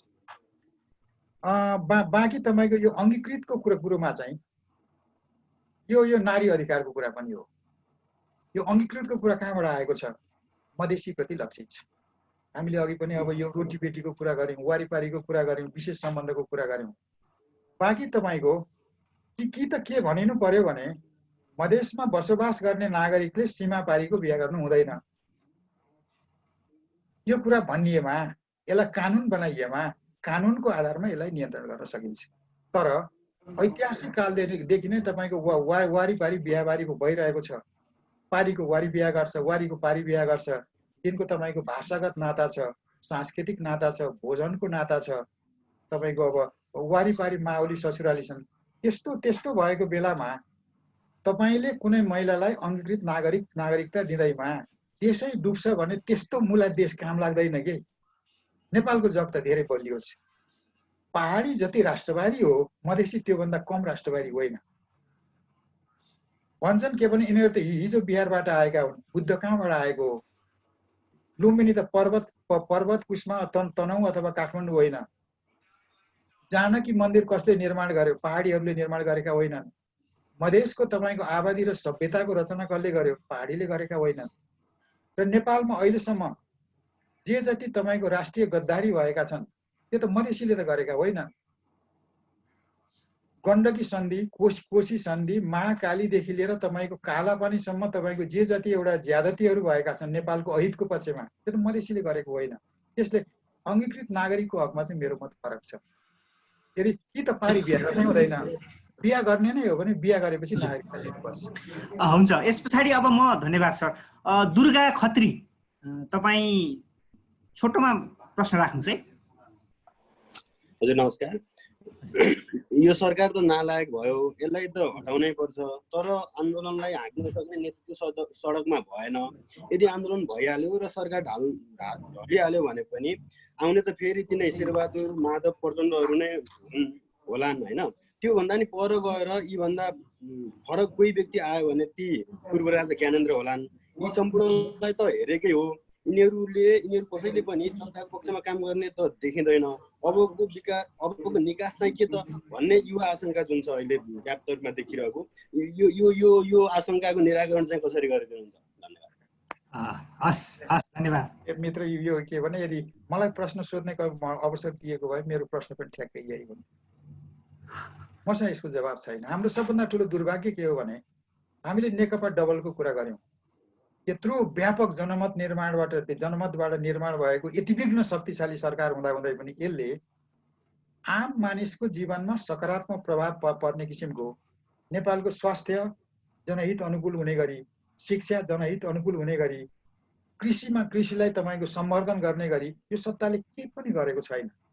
तर दुर्भाग्य के छ भने देखिने क्षितिजभित्र अहिलेको यो तपाईँको यो कुशासन र भ्रष्टाचारमा लिप्त भएको यो सरकार अथवा यो मण्डलीको विकल्प कुनै पनि देखिँदैन के। प्रतिपक्ष भन्ने जुन काङ्ग्रेस छ त्यो भिजेको मुसो जस्तो छ। यदि काङ्ग्रेस प्रतिपक्ष हुँदो हो त कालापानीको तपाईँको मुद्दामा त्यसको आफ्नो केही पोजिसन हुन्थ्यो होला कि। राष्ट्रवादी हुँदै पनि तपाईँको सत्ताधारीहरूको मतको अगाडि यसरी लतारिएर जाने थिएन कि। काङ्ग्रेसले कमसेकम के भन्न सक्थ्यो होला भने हामी घाँटी हेरेर हाड निलौँ। यो कूटनैतिक मामिला भएको हुनाले कूटनैतिक प्रक्रियाबाट यसको हल हुने गरी, कूटनैतिक प्रक्रियाबाट हाम्रो हात माथि पर्ने गरी बोल्नु त भन्थ्यो होला। खड्गप्रसाद ओलीको उत्तेजक बोलीलाई उछिन्ने गरी खड्गप्रसाद भन्दा बढी तपाईँको राष्ट्रवादी हुन खोजिरहेछ। रोचक के छ भने गगन थापा अब नेपाली काङ्ग्रेसका अलिकति प्रगतिशील एउटा प्रतिपक्ष भनिएका उनको राष्ट्रवाद राहुलको भन्दा खतरा भइरहेको छ अहिले के। त्यसैले प्रतिपक्ष जस्तो छैन। बाँकी अरू तपाईँको जे जति अब नयाँ पार्टीहरू बने, विवेकशील बन्यो, साझा बन्यो, त्यसपछि नयाँ शक्ति बन्यो, मधेसीहरूको बिचमा अहिले एकता के भइरहेको छ, तिनीहरूको आकार, तिनको दृष्टिकोण, तिनको विकास र विस्तारको सम्भावना हेर्दाखेरि निकट भविष्यमा यो सत्ताको विकल्पको रूपमा कोही पनि उदाउला जस्तो लाग्दैन। तथापि यो नारकीय जीवन कहीँ जानु छ भने विकल्प त कहीँबाट त बन्ला नि त। व्यक्तिहरू उठ्लान्, व्यक्तिहरूको समूह बन्ला, समूह विस्तार हुँदै जाला। तर के कुरा सत्य हो भने व्यक्तिले मेरै जीवनमा सबै कुरा भइदिए हुन्थ्यो भन्ने इच्छा हुँदो रहेछ। किनभने व्यक्तिको जीवन त सीमित हुन्छ, मान्छे त मरेर जान्छ। समाजको सभ्यताको आयु लामो हुन्छ। त्यसले कालान्तरमा अथवा दूरगामी भविष्यमा अहिलेका तपाईँको यी नालायकहरूको विकल्प कहीँ न कहीँ यही समाजबाट बन्ला कि त यो समाजको नर्कवास हुन्छ कि त विकल्प केही बन्छ। तर अहिले आफ्नो आँखा अगाडि विकल्प देखिँदैन। यस्तो बेलामा तपाईँको समाजको प्रगति चाहने, नेपालको सार्वभौम सत्ताको रक्षा, सभ्यताको रक्षा, न्यायको रक्षा गर्नेहरूले अहिले गर्ने भनेको सङ्कटको बेलामा आशाको बिउ जोगाउने हो कि हामीले आशाकै कुरा गर्ने हो, हामीले प्रयत्न गर्ने हो। हस्, अब यस पछाडि मोनिका सिंहजी, हेलो मोनिका सिंह भर्खर हुनुहुन्थ्यो, सम्भवतः उहाँको उहाँ डिस्कनेक्ट हुनुभयो। अब ओके, अब यहाँ केही प्रश्न फेरि यहाँ लिखित यहाँ आएको छ म्यासेजमा, म यसो हेर्छु त्यो प्रश्न। जय मातृभूमि लेख्नु भएको छ उहाँले नाममा चाहिँ। खगेन्द्र सर, मलाई एउटा कार्यक्रममा अहिलेसम्मकै जे चलेको छ त्यो खालको राष्ट्रवादी म चाहिँ होइन है भन्नुभएको थियो। यसको अर्थ के हो? तपाईँको मैले बुझेँ। हजुर मैले त्यो प्रश्न जस्तो भनौँ यो अझै छ म पुरा पढ्छु। तपाईँको नजरमा जातीय विभेदलाई कसरी हेर्नुहुन्छ हुन त यो आइसकेको पनि छ र समाधान कसरी गर्न सकिन्छ यो मेरो प्रश्न होइन, आम अलि पब्लिकमा आउने जिज्ञासालाई मतलब मैले टिपेको हो भन्नुभएको छ। एउटा अहिले पनि कुरा अलिकति हामीले गरिसकेका थियौँ, यो डलर खाएर सरकारको विरोध गर्ने भन्ने आरोप तपाईँलाई पनि लाग्ने गर्छ, यो के हो भन्नुभएको छ उहाँले पनि। अच्छा, यो बडो रमाइलो कुरा हो। यो पहिलो कुरा त पहिलो के थियो भने यो पोखरामा यो साहित्यिक महोत्सवमा मेरो विषय के थियो भने म राष्ट्रवादी होइन। मैले आधा घन्टा 1 सौ बोलेको थिएँ। अहिले प्रचलित राष्ट्रवादले के गर्छ, त्यसले तपाईँको नेपाली समाजका विविधताहरूलाई एक ठाउँमा जोड्दैन। अहिले तपाईँ यो चल्तीको राष्ट्रवाद भनेको यो नेपाललाई अखण्डित बनाउने भन्दा पनि खण्डित गर्ने राष्ट्रवाद हो। राष्ट्रवादको निम्ति अर्कोको आवश्यकता हुन्छ। आफ्नो श्रेष्ठता सिद्ध गर्नको निम्ति तपाईँले कोही एउटा पात्र, काल्पनिक पात्र अथवा वास्तविक पात्र उभ्याउनुहुन्छ र आफू श्रेष्ठ त्यो तुच्छ, आफू शुद्ध त्यो अशुद्ध, आफू मौलिक राष्ट्रवादी त्यो आयातित, आफू यहीँको तपाईँको रैथाने त्यो भतुवा, यसरी गर्दै गएपछि अहिले चल्तीमा आएको राष्ट्रवादले नेपाली समाजका विविधताहरूलाई एकताको सूत्रमा कहीँ पनि गाँच्दैन। अहिले यो पहाडी राष्ट्रवाद जे भनिन्छ त्यो पहाडी राष्ट्रवाद कसको विरुद्ध लक्षित छ? मधेसीको विरुद्ध लक्षित छ। तपाईँ मधेसलाई नेपाली भूमि मान्नुहुन्छ भने, मधेसमा बसोबास गर्ने पनि नेपाली हो भन्ने मान्नुहुन्छ भने, अहिलेको राष्ट्रवाद यो चाहिँ तपाईँको एउटा नेपाली समाजलाई खण्डित बनाउने, मान्छेको बिचमा दुर्भाव र घृणा पैदा गर्ने राष्ट्रवाद भएकोले यो सङ्कीर्ण राष्ट्रवाद, यो नस्लीय राष्ट्रवादसँग मेरो असहमति छ। त्यही अर्थमा मैले म चाहिँ यस्तो राष्ट्रवादी होइन भनेर भनेको थिएँ। अहिले पनि मेरो मत त्यही हो। बाँकी तपाईँको यो जहाँसम्म जातीय छुवाछुत आदिको समस्या छ, यो छुवाछुतको समस्या होइन, जात प्रथाको समस्या हो। जात प्रथा तपाईँको यो दक्षिण एसियाको तपाईँको एउटा ठुलो यो चिन्तन प्रणाली हो, राजनीतिक प्रणाली, आर्थिक प्रणाली, मूल्य प्रणाली पनि हो। त्यस्तै यो जातीय समस्या मलाई त के लाग्थ्यो भने माओवादीले व्यापक रूपमा उथलपुथल मचाएर सांस्कृतिक रूपान्तरणका अभियान समेत सुरु गरिसकेपछि, रुकुममा तपाईँको 100औं छुत र अछुतको बिचमा बिहा भइसकेपछि मलाई के लाग्थ्यो भने यो चाहिँ धेरै कमजोर भयो होला, अब जातपात छुवाछुत कमजोर भयो होला भन्ने लागेको थियो। र अहिले तपाईँको रुकुममा तपाईँको दलितको नाममा जुन जघन्य एउटा हिंसा भयो, त्यो मेरो जीवनकै सबभन्दा ठुलो हिंसा हो। सिङ्गो गाउँ उठ्यो, त्यो पनि स्थानीय सत्ताधारी वडाध्यक्षको कमान्डमा, उनको आह्वानमा सारा मानिसहरू उन्मादी पागल भएर उठेर मारे। त्यसले यो चाहिँ सामान्य तपाईँको एउटा राजनीतिक नारा लगाएर केही समय प्रयत्न गरेर जातीय छुवाछुत अथवा जातीय हिंसा अथवा जातीय उत्पीडनको मुद्दाको निराकरण हुन्छ जस्तो मलाई लागेन। सघन, व्यापक, सूक्ष्म सांस्कृतिक अभियान नभइकन नेपालको तपाईँको यो जातीय रोग अथवा यो जातीय भाइरस के छ त्यसको अन्त नहुने कुरा त रुकुम दृष्टान्तको रूपमा आएको छ। बाँकी अब डलरको कुरा बाँकी रह्यो, एउटा चाखलाग्दो कुरा छ कि यता संविधान लेखिँदै थियो, फास्ट्र्याक भनिएको थियो, सारा जनमतलाई दमन गरेर संविधान लेखिँदै थियो, मधेसमा बन्दुक पड्काइँदै थियो, रगतको खोलो बगिरहेको थियो। मैले चाहिँ मधेसी आन्दोलनलाई समर्थन गरेँ। त्यो बेला सामान्य तपाईँको यो अब यो सामाजिक सञ्जालका सामान्य मान्छे भएन, बडा ठुल्ठुला ज्ञानीहरूले के भने फलानु चाहिँ लैनचौरबाट पैसो खान्छ, लैनचौरको पैसो खाएर विदेशी चरित्र भएका मधेसीको आन्दोलनलाई समर्थन गरिरहेको छ। अनि त्यो लैनचौरको पैसा मगा तिनले यति धेरै पठाए कि मैले अगाडिपट्टि यो 14-15 हजार लिटर जाने पानीको ट्याङ्की बनाएको छु अन्डरग्राउन्ड। लैनचौरको पैसा त्यसमा हालियो। त्यो तपाईँको ट्याङ्की भरियो। ट्याङ्की भरिएपछि मैले लैनचौरको पैसाले भारूले मैले के निवेदन गरेँ भने लैनचौरको पैसो मकहाँ पठाइदिने, लैनचौरको पैसो मकहाँ आउँदैछ भनेर विज्ञापन गर्ने जो हुनुहुन्छ मकहाँ आउनुहोस्, यो पैसा बाँडेर खाउँ। यो यस्तै हो।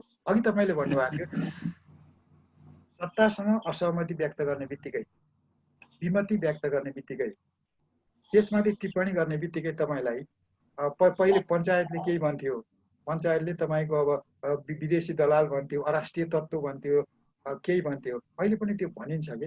त्यसैले सत्यको पक्षमा उभिन धेरै गाह्रो छ। सबैतिर असत्य सङ्गठित छ। आम तपाईँको समाज पनि तपाईँको असत्य यस्ता तपाईँको एउटा भेलमा बग्ने प्रवृत्ति हुन्छ। त्यसैले मलाई मात्र होइन, धेरैलाई तपाईँको डलर खाने भनिएका छन् है। तर यो चाहिँ के भने यो डलर खाने भन्नेहरूले फेरि पनि मेरो यो ट्याङ्कीको निरीक्षण गरिदिए हुन्थ्यो भन्ने मेरो निवेदन हो कि। हजुर हजुर धन्यवाद। अब मैले यसमा एउटा कुरा के जोड्न खोजेँ भने नि, जस्तै यो रुकुम घटना जुन त्रासदीपूर्ण, जुन एउटा अमानवीय, अब यसको जति नै जुनै शब्दले भर्त्सना र निन्दा गरे पनि यो कम हुन्छ। तर त्यसले धेरै कुराहरूको चाहिँ साङ्केतिक अर्थ बोक्यो। जस्तै कि रुकुम माओवादी जनयुद्धको एउटा उद्गम स्थल मध्येको त्यो रुकुम जहाँ त्यो घटना घट्यो, जुन आन्दोलनले चाहिँ विभेदहरूको अन्त्य गर्ने र मुक्ति दिने सबैलाई भन्ने यसको मूल नारा थियो। र त्यसमाथि पनि त्यो क्षेत्रमा घगडान, अहिले त्यो आन्दोलन युद्ध हाँकेका घगडान नेतृत्वहरू जन्मिएको ठाउँमा यस्तो घटना घट्यो र त्यसलाई लिएर नेतृत्वको रहस्यमय मौनता, जुन त्यो हिजोको युद्ध हाँकेको आन्दोलन गरेको पार्टी र नेतृत्वको रहस्यमय मौनतालाई कसरी हेर्ने?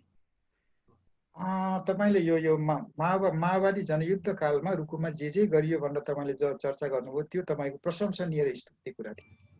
नेपाली समाजमा जातीय छुवाछुत विरुद्ध त्यति ठुलो अभियान कहिले पनि चलेको थिएन। दुर्भाग्य के हो भने त्यसले निरन्तरता पाएन। त्यो बेला के गर्यो तपाईँलाई याद होला, सांस्कृतिक रूपान्तरणको नाममा केही जघन्य ज्यादतीहरू पनि गरिए। मन्दिरमा गाईको टाउको फालियो, बिचरा त्यो पुरेतले कति ठुलो प्रेमले तपाईँको 25 वर्षदेखि पालेको यत्रो टुप्पी काटियो। सहभोजनको नाममा जबरजस्ती माथिल्लो भनिएका जातकामा तपाईँको दलितहरूलाई हुलियो। यसरी धेरै तपाईँको एउटा ज्यादती नभएका होइन, तर त्यो ज्यादतीको बिचमा पनि केही असल कामहरू भएका थिए। जस्तो कि परिवारमा तपाईँको अब महिला र बच्चामाथि हुने पुरुषको तपाईँको उत्पीडन, परिवारमा तपाईँको अब सारा कामको बोझ महिलाको शिरमा हुने, पुरुष चाहिँ तपाईँको अब चुरोट खाएर, गाँजा खाएर, तास खेलेर बस्ने, यी सारा कुराहरूको विरोध भएको थियो। र सामान्य मान्छे जो बोल्दैन थियो त्यो बोल्न थालेको थियो। उत्पीडित तपाईँको पत्नीहरू पतिसँग विवाद गर्ने भएका थिए, सानो जातका भनिएकाहरू ठुलो जातसँग विवाद गर्ने भएका थिए, धेरै कुरो भएको थियो। त्यसको निरन्तरता भएन। आखिर त्यो पतन कसरी हो? हामीले अघि नै उल्लेख गर्यौं नि, दोस्रो संविधान सभा प्रतिक्रान्ति र तपाईँको दक्षिण पन्थको प्रारम्भ थियो। माओवादी जब तपाईँको एमालेमा विलय भयो, त्यो प्रतिक्रान्तिको उत्कर्ष थियो, त्यो दक्षिण पन्थको उत्कर्ष थियो। त्यो तपाईँको त्यो नस्लवादको सुगठित चरित्र त्यसमा अभिव्यक्त भएको थियो। त्यही तपाईँको अहिले रूपमा देखिएको छ। अनि यसबारेमा नेताहरू किन मौन छन्? प्रचण्ड किन बोल्दैनन्? वर्षमान पुन किन बोल्दैनन्? अर्को पुन उपराष्ट्रपति पुन किन बोल्दैनन्? जसको खुनलाई टेकेर, जसको बलिदानबाट आफ्नो पहिचान, व्यक्तित्व, शक्ति बनाएर जो सत्तामा गए, ती किन बोल्दैनन्? बोलेर लाभ छैन के, लाभको कुरा छ। यदि तपाईँको दलितको पक्षमा कोही बोल्यो भने भोलि चुनावमा त्यसले हार्छ। दलित त गरिब छ, दलितको तपाईँको जनमत कमजोर छ, वर्चस्व कमजोर छ। त्यसैले स्थानीयदेखि केन्द्रीय राजनीतिसम्म ठुलो जातका भनिएका धनीहरूको वर्चस्व भएको हुनाले दलित हिंसाको विपक्षमा बोल्दाखेरि आफूलाई लाभ नहुने हुनाले लाभ हानिको तपाईँको हिसाबमा नेताहरू बसेका छन्। त्यसले तिनीहरू बोल्दैन। हजुर, अब म के दुईजना यहाँ सहभागी हुनुहुन्छ। मोनिका सिंह अहिले आउनुभयो। मोनिका सिंह, उहाँले तपाईँ सुन्नु भएको छ? मोनिकाजी ल एकछिन। इन्द्र रेग्मी सर, ल तपाईँले इन्द्र रेग्मी सर त मेरो पुरानो पार्टनर हो यार। ल उहाँले छोटोमा के राख्दै हुनुहुन्छ? हजुर ल तपाईँ राख्नु। हजुर इन्द्र सर, तपाईँ आएन। ल म्युट छ, अनम्युट गर्नुहोस् त। तपाईँ त्यहीँबाट गर्नुपर्छ। मैले होइन, इन्द्र। अच्छा, तपाईको इन्द्र सर म्युट छ, अनम्युट गर्नुहोस् स्क्रिनमा। एक्चुअली आएन लौ आवाजै आएन उहाँले मिसो पाउनु भएन के हो भयो अब आउँछ बोल्नुहोस् अच्छा अब आउँछ ल होइन मैले चाहिँ त्यो एउटा कुरा अब अलि नबुझे हो कि अथवा अलि मेरो त्यो विषयमा अलिक अध्ययन कमजोर भयो हो कि मधेस आन्दोलन को म व्यक्तिगत रूपमा विरोधी होइन होइन किनभने म एउटा उत्पीडित वर्गले त्यो आन्दोलन गर्यो मधेसका अधिकारहरू स्थापित गर्यो र मधेस आन्दोलनको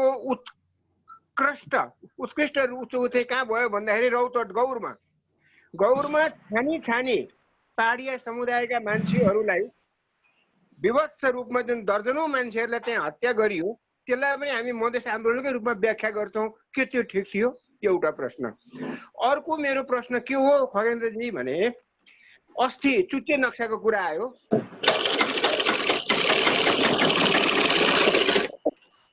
संगठनमा संसदमा बोल्दाखेरि राजेन्द्र महतो उपेन्द्र यादवहरू जसले नाकाबन्दी कालमा रक्सोलमा बसेर बिरगन्जतिर ढुङ्गा हानेका थिए उनीहरूले सबैभन्दा बढी चर्को राष्ट्रवादीका कुरा गरे यो उनीहरूको बाध्यता थियो कि आत्मपरिवर्तन थियो यति मैले छोटकरीमा यति सोधिसकेँ धन्यवाद इन्द्रजीले जुन यो गौरको हत्याकाण्डको कुरा गर्नुभयो त्यो गौरको हत्याकाण्डले तपाईँको मधेस आन्दोलनको भावनाको प्रतिनिधित्व गर्दैन अब त्यो गौरको हत्याकाण्डमा तपाईँको उपेन्द्र यादवको नाम जोडिन्छ होइन उपेन्द्र यादव त्यसको नायिका थिएनन् म जान्दिनँ आशंका गरिन्छ यो चाहिँ तपाईँको एउटा नागरिकहरूको समानताको अधिकारको निम्ति घटाइएको घटना भन्दा पनि त्यो जघन्य अपराध थियो त्यो अपराधिक कर्म थियो अपराधिक मानसिकताको परिणाम स्वरूप त्यो आएको थियो त्यसैले त्यसलाई आम मधेसीको आकांक्षा आम मधेसीका आन्दोलनसँग त्यसलाई जोड्नु हुँदैन भन्ने मलाई लाग्छ बाँकी तपाईँको यो राजेन्द्र र उपेन्द्रले बडो चर्को राष्ट्रवादको कुरा गरे त्यसको यसको चाखलाग्दो कुरा छ पहिलो कुरा के भने तिनको आक्रमणको निशाना को थियो खड्गप्रसाद ओली थिए कुन खड्गप्रसाद ओली जसले तपाईँको महाकाली सन्धि गरेपछि नेपालमा वर्षै पछि 1 खर्ब 20 अर्ब आउँछ भनेका थिए माधव कुमार नेपालले स्याटेलाइटबाट बिजुली चीनमा फालेर पैसै कमाउने भनेका थिए है ती राष्ट्रवादीलाई उपहास गर्ने तिनले अवसर पाएको हुनाले सक्दो उपहास गरे त्यो ठिकै लाग्छ त्यहाँसम्म मलाई बाँकी तपाईँको मधेस आन्दोलन नाकाबन्दी अथवा नाका कसी यति जटिल विषय हो कि त्यसबारेमा सरल ढङ्गले एउटा कुनै व्याख्या गर्न अथवा निरूपण गर्न धेरै असजिलो छ भन्ने मलाई लाग्छ मधेसीहरूमाथि यति जघन्य अपराध थोपरियो कि चर्म रक्षा गर्नको निम्ति आन्दोलनकारीहरू भागेर 10 गजामा पुगे यदि आन्दोलनकारीहरू भागेर त्यहाँ नपुगेको भए राज्यले अझ धेरै मान्छे मार्थ्यो राज्य योभन्दा बढी बदनाम हुन्थ्यो र मधेसमा तपाईँको एउटा कलङ्कको खाटा बस्थ्यो त्यही मौका पारेर दिल्ली एउटा अवसर छोप्नको निम्ति मधेसीहरूको सहानुभूति लिनको निम्ति मधेसीहरूको बिचमा प्रियपात्र बन्नको निम्ति मौकामा लाभ उठाउनको निम्ति दिल्ली तपाईँको पारिपट्टि आयो यो नाकाबन्दीका आफ्ना जटिलताहरू छन् त्यसैले अब यो राजेन्द्र अथवा उपेन्द्रको तिनका कथनहरू तिनका चरित्रहरू अथवा तिनका अडानहरूको बारेमा जति पनि प्रश्न गर्न सकिन्छ जति पनि विवाद गर्न सकिन्छ तर तिनका अडान गलत हुँदैमा तिनका कथन गलत हुँदैमा तिनले तपाईँको यदाकदा सिंहदरबारप्रति भन्दा दिल्ली दरबारप्रति देखाएको बढी तपाईँको बढी वफादारीको कारणले सम्पूर्ण मधेस आन्दोलनलाई एउटा समीकरण गर्न चाहिँ मिल्दैन मधेसको नागरिक राज्यभित्र छैन राज्यबाट त्यो विमुख छ राज्यबाट नागरिकले प्राप्त गर्ने स्रोत साधन अवसर सम्मान प्रतिष्ठा नागरिकता आदि कुराबाट तपाईँको मधेसीहरू वञ्चित छन् त्यसले आम मधेसीहरूको समानताको अधिकार एउटा कुरा हो मधेसी नेतृत्वको चरित्रको कुरा अर्कै हो यो दुईटालाई छ्यासमिस गर्नु हुँदैन भन्ने मलाई लाग्छ तर यति भनिसकेर पनि यो यति जटिल मुद्दा हो कि सजिलोसँग सरल रेखामा उभिएर एउटा कथन बनाउन चाहिँ सकिँदैन हजुर हुन्छ अब यसलाई यही गरौँ अब केही अब अन्तिममै हामी छौँ अब धेरै समय छैन अबको चाहिँ प्रश्न टिप्पणीकर्ताहरूलाई के जिज्ञासा छ भने एकजनाले एउटा जिज्ञासा राखिदिनु हो भने अलिक सहज होला रितबहादुर श्रेष्ठजी तपाईँ सुनिरहनु भएको छ भने एउटा मात्रै जिज्ञासा राख्नुहोस् ल अरू सन्दर्भमा फेरि जोडौँला हेलो हजुर हेलो हजुर रितबहादुर एउटा महत्त्वपूर्ण जिज्ञासा राखिदिनुहोस् हेलो हजुर नमस्कार नमस्कार नमस्कार। यो जुन देशमा धेरै व्यवस्था पनि परिवर्तन हुँदै आए, सरकार पनि परिवर्तन भए, अहिलेसम्म 7औं संविधान चल्दैछ र हाम्रो के भन्छ जेनेरेसनले पनि धेरै कुरा देखियो। अब यो व्यवस्था सँगसँगै जुन सरकार परिवर्तनको कुरा छ, यस सरकारलाई एकदमै स्थायी सरकार भनेर जुन बहुमत हुँदाखेरि स्थायी हुन्छ भन्थ्यो, त्यो पनि देखिएन, काम कुरोले पनि देखिएन। त्यसकारणले हाम्रो अहिलेको व्यवस्था र सरकारहरू जुन जुन बन्छन् ती कुरालाई चाहिँ सबै कुरामा समेट्दाखेरि चाहिँ हाम्रो निर्वाचन प्रणाली नै कतै खराब त होइन र हाम्रो शासकीय स्वरूप नै त कतै खराब होइन। अब यस्तो दिगो बनाउनको लागि चाहिँ के गर्न सकिन्छ भनेर मैले खगेन्द्र सरलाई मैले सोधेँ। हस्, एकदम धन्यवाद रेग्जी। हजुर रिदवारजी धन्यवाद।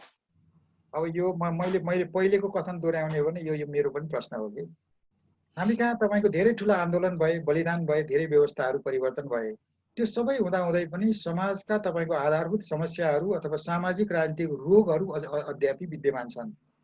सडकमा हुन्जेलसम्म यो अथवा त्यो राजनीतिमा सम्बद्ध पात्रहरू चोखो देखिन्छन्, त्यागी देखिन्छन्, तिनप्रति जनताको अपेक्षा हुन्छन्, किनभने तिनीहरू खाने भतेरमा पुगेका हुँदैनन्। भतेरमा टेक्ने बित्तिकै काङ्ग्रेस, कम्युनिस्ट, मधेसी अथवा जे भए पनि तिनको रूपै बेग्लै हुन्छ, भाषा बेग्लै हुन्छ, मुद्रा बेग्लै हुन्छ। त्यस्तो किन भयो होला? त्यसको जरो कहाँ छ? सत्ता संरचनामा छ।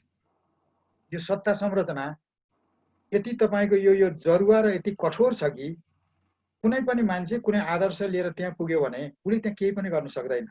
तोक आदेश भन्छ एउटाले, माथि मिलेन, तल मिलेन, यो मिलेन, त्यो मिलेन, त्यो क्रान्ति गरेर गएको मान्छे तपाईँको यो नोकरसाहीको चङ्गुलमा पसिसकेपछि उसलाई के लाग्छ भने मैले केही पनि गर्न नसक्ने भएँ, त्यो आजित हुन्छ, थकित हुन्छ र त्यसलाई के लाग्छ भने गर्न सकिने एउटै मात्रै कुरा अब खाने हो, खान थाल्छ कि जो गए सबैले त्यही गरे जस्तो लाग्छ। बाँकी तपाईँको व्यवस्थाका विभिन्न समस्या अथवा रोगहरू मध्ये आधारभूत रोग चाहिँ निर्वाचन प्रणाली हो भन्ने कुरामा मेरो सहमति छ। सहमति के कुरामा छ भने एउटा तपाईँको एमबीबीएस एमडी बन्नको निम्ति एउटा व्यक्तिले 2 करोड खर्च गर्नुपर्छ। निर्वाचनमा जित्नको निम्ति एउटा उम्मेदवारले कम्तीमा अब त 3 करोड खर्च गर्नुपर्छ। त्यो 3 करोड कहाँबाट आउँछ? कुनै बिचौलियाबाट आउँछ, ठेकेदारबाट आउँछ, चोर अथवा ठगबाट आउँछ।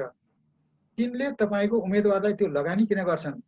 उनले जितिसकेपछि उसको पदबाट लाभ लिनको निम्ति उनले लगानी गर्ने हो।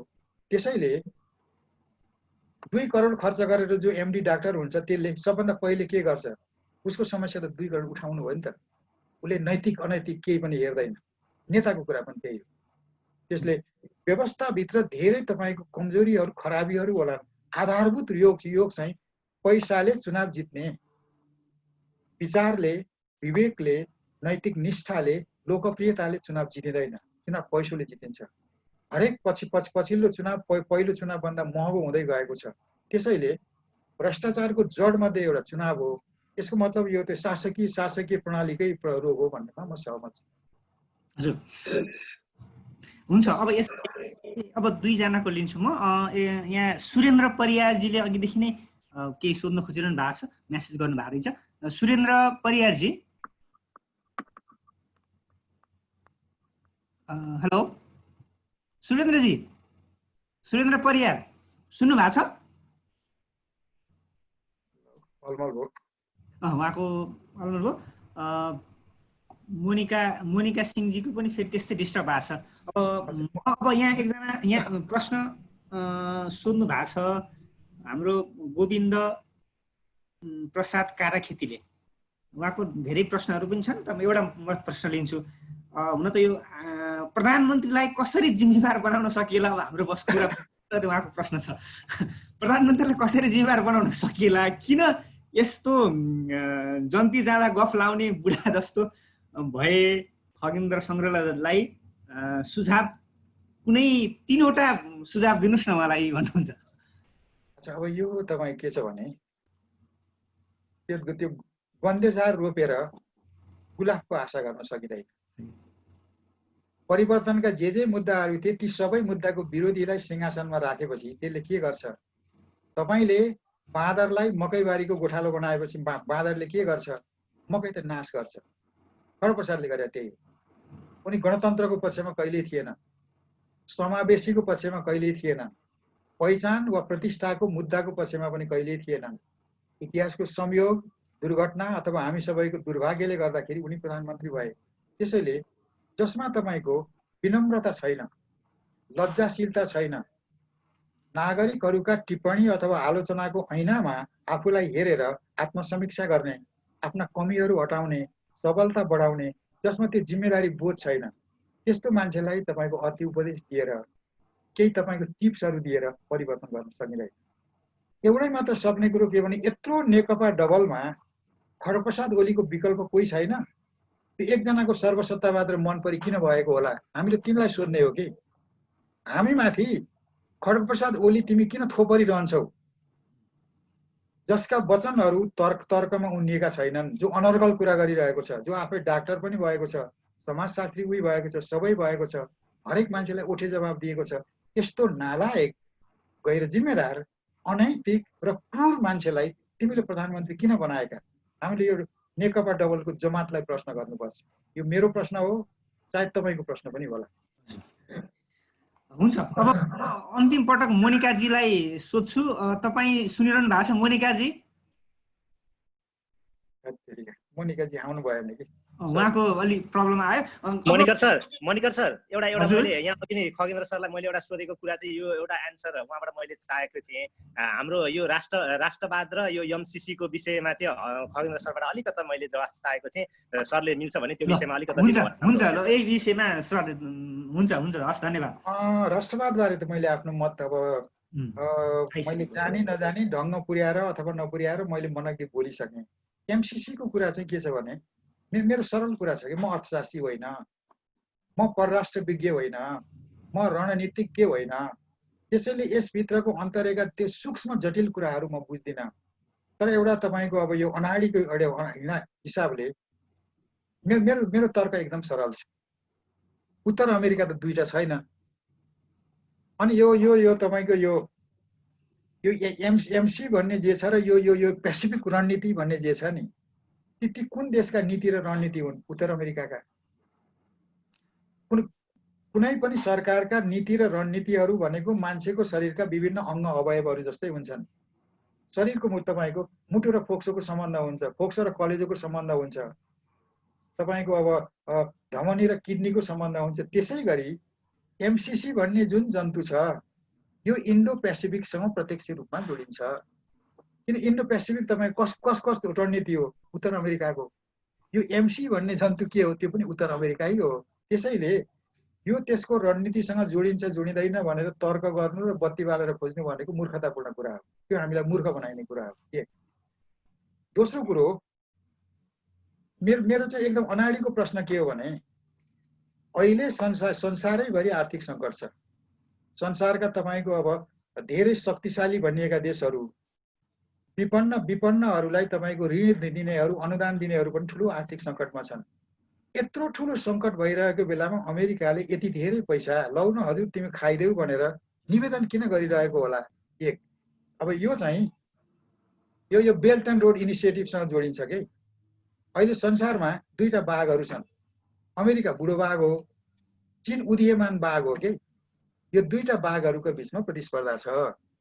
चीनले बेल्ट एन्ड रोड इनिसिएटिभ भन्ने तपाईँको एउटा आफ्नो रणनीति अन्तर्गत विभिन्न ठाउँमा पैसाको खोलो बगाइरहेको छ। त्यसको पछाडि स्वार्थहरू छन्।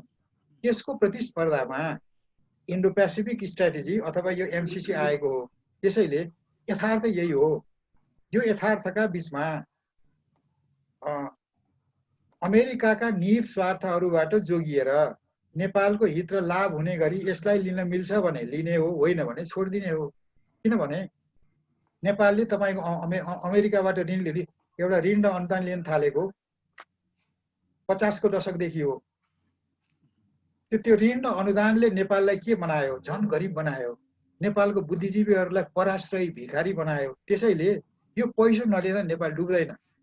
नेपालको भ्रष्टाचारलाई न्यूनीकरण गर्ने र निर्मूल गर्ने हो भने नेपालको तपाईँको आन्तरिक राजस्वबाट उठ्ने सबै रकमलाई सही ढङ्गले सङ्कलन गर्ने, सही ढङ्गले समायोजन गर्ने, सही ढङ्गले उपयोग गर्ने हो भने हामी बाहिरको सहायता नलिएर पनि केही गर्न सक्छौँ कि त्यसले मलाई लागेको छ मोटो कुरा यही। हजुर थ्याङ्क यू सर। हस् धन्यवाद। अब हामी अन्तिमतिरै छौँ। अब एउटा यसो होइन, यो त यो मणिजीको अन्तिम त यो खड्गप्रसाद ओलीजीको टुक्का जस्तो अन्तिम नै पनि नहुने हो कि अन्तिम अब चाहिँ अब होइन, उताबाट टुक्काले पेल्या छ, यताबाट अन्तिमले पेल्या छ कि। एउटा म यसो प्रसङ्ग जोड्न चाहे के भयो भने झन्डै यहाँको सक्रिय लेखन कार्य चाहिँ 50 वर्ष पुगेछ। 2028 सालतिरको एउटा लेखौट मैले फेला पारेर पढाएको थिएँ केही समय अगाडि खगेन्द्र सरको। यो यत्रो अवधि 5 दशकको लेखन कार्यको अनुभव अनि साथसाथै तपाईँलेलाई धेरैले एउटा के भन्छन् भन्दाखेरि बोक्नु पर्यो भने काँधैमा हालेर बोक्ने अनि छोड्न पर्यो भने ट्याक्कै छोडेर भुइँमा फालिदिने गर्छ खगेन्द्र सङ्ग्रहालयले भन्ने आम बुझाइ छ। र यही सन्दर्भमा एउटा कुनै समयमा एउटा अनौपचारिक कुराकानीमा यहाँले भनेको मलाई स्मरण म गर्छु। के भन्नुभएको थियो यहाँले भने मलाई कसैप्रति विश्वास जाग्छ, म उसप्रति मलाई ठिक लाग्छ, मैले उसले काँधैमा हालेर बोक्छु। जब त्यसले बोक्दा त्यसले बिस्ट्याउन थाल्छ, काँध फोहोर बनाइदिन्छ, मैले त्यसलाई चाहिँ फ्याँकिदिन्छु र अर्को फेरि मलाई विश्वास लाग्ने मान्छेलाई म बोक्छु। जब उसले पनि त्यसै गरी बिस्ट्याउन थालेपछि मैले उसलाई पनि फ्याँकिदिन्छु भनेर यहाँले भन्नुभएको थियो कुनै समय अनौपचारिक संवाद क्रममा। त्यो पटक मान्छेहरूलाई यो फाल्नुपर्ने, जसलाई आशा भरोसा विश्वास गरिन्छ, त्यो विश्वास गरेको मान्छेलाई फेरि त्यो काँधबाट भुइँमै फाल्नु पर्ने अवस्था चाहिँ केले बनाइराखेको छ? अब यो तपाईँले प्रश्नमा मेरो जवाब तपाईँले दिन सक्नुभयो। मैले पञ्चलाई राजालाई तपाईँको राजावादी पञ्च मण्डलेलाई चाहिँ काँधमा कहिले पनि बोकिनँ।